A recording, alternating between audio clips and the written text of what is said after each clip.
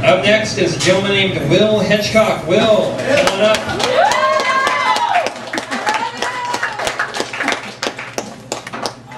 I got my acoustic guitar, so I guess I'll have to stand up. Damn it. So what are you guys doing? You're in a coffee shop. You're not allowed to feel good. You're only allowed to lurk, brood, and cry. So yes, my last name is Hedgecock. You get that out of the way right now. My last name is Hedgecock. Yeah. I don't want to hear anything. If anyone makes fun of him for having a name that sounds vaguely like Badge. I guess I have my jokes written on my hand because I am classy. I recently finished Belmont, which for those of you who don't know, is a man scout ranch with man scouts. And it's about a 54-mile hike for us over a really big mountain in New Mexico. And you know, we are all manly, so we can't get poetic about the nature. Say, oh man, look at that view. I'd tag that. And there's always the one guy going along. The mountain looks like a boob. Just like the last song, right? Yeah, there's two of them together. And at one point, there was a deer prancing through base camp. Base camp is where all the buildings are, where all the people are. There's no wildlife at base camp. About halfway through its little prance, it realized it wasn't in the woods. And I stopped and looked at it and said,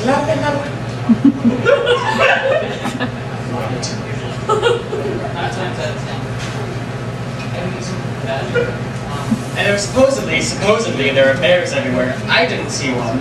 And I'm convinced that they lead secret lives we know nothing about. I kept expecting to go outside my tent and see two bears dueling with musketeer hats.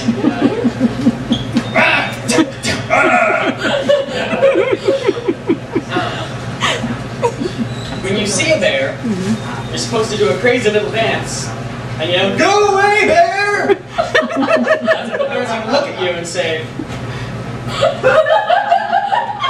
"Well, Jerry, this kid says we should go away."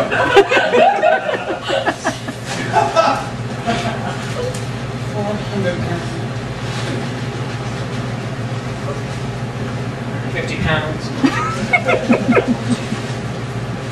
I can take it. And we have to tie up all of our food, anything that's a smellable. You have to hang up in a bear bag. One person asked if marijuana was a smellable. As if we're going to walk outside our tent and see two bears. I am so hungry. I've had like 40 bags of granola, but I'm still hungry. There are people! What do we do? Do you have any food? I could totally eat these kids. I'll do it in like a minute. Actually, can we crash here?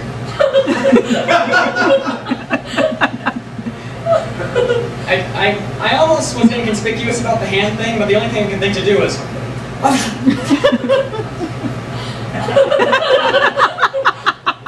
Like Abraham Lincoln.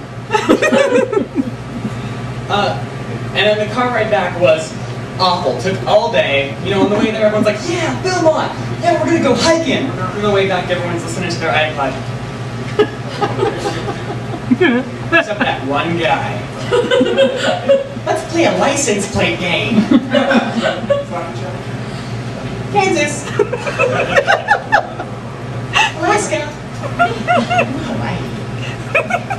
We're still listening to their iPods. And there's no dignified way to fall asleep in the car. It's either while you're still listening to your iPod, or there's the baby bird being fed. Either way, someone's going to draw a Hitler mustache on you and take a picture of you with them going...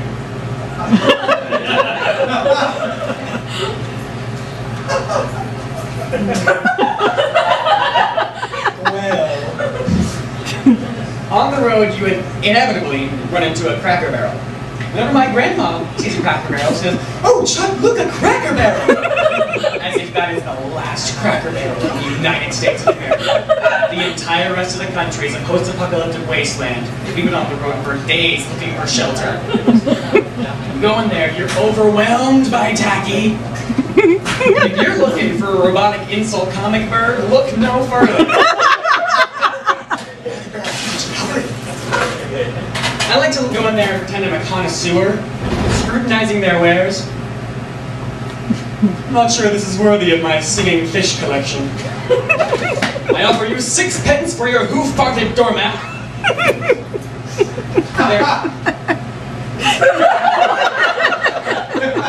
Thank you. Their gift cards actually say, "This is your one-way ticket to a terrible decision." I'm convinced that if you die of old age, you go to Cracker Barrel. Nothing but old people. I was walking outside, you know that porch they have? There's a corridor of old people in rocking chairs looking at me. In 60 years, this is you.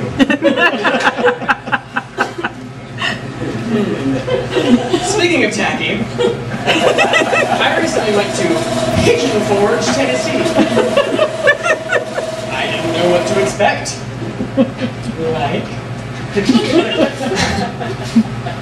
Basically, there are about 300 people in Pigeon Forge, Tennessee. There are about 5 as seen on TV stores, and they are thriving. Just rolling in stupid people. They have everything in Pigeon Forge. I mean, they have mini golf, they have go-karts, they have Ripley's, they have go-karts, they have museums, they have mini golf, they have go-karts, they have mini golf, they have fudge shops, they have mini golf, they have go-karts, they have mini golf.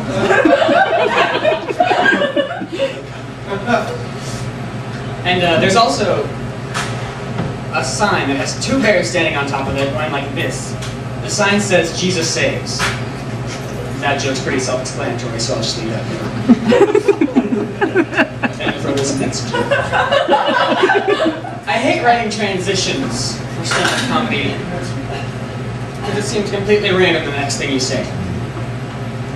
I've been watching the World Cup lately, and I don't watch it recreationally. I'm not what you would call sporty. But one thing I've noticed is that European referees, they're not bald. They have full heads of hair. I can see why that's a tactic though. Bum call, ref! I guess he does have a point. But he uses head and shoulders. That's my brand. Thank you. Good night. Yeah!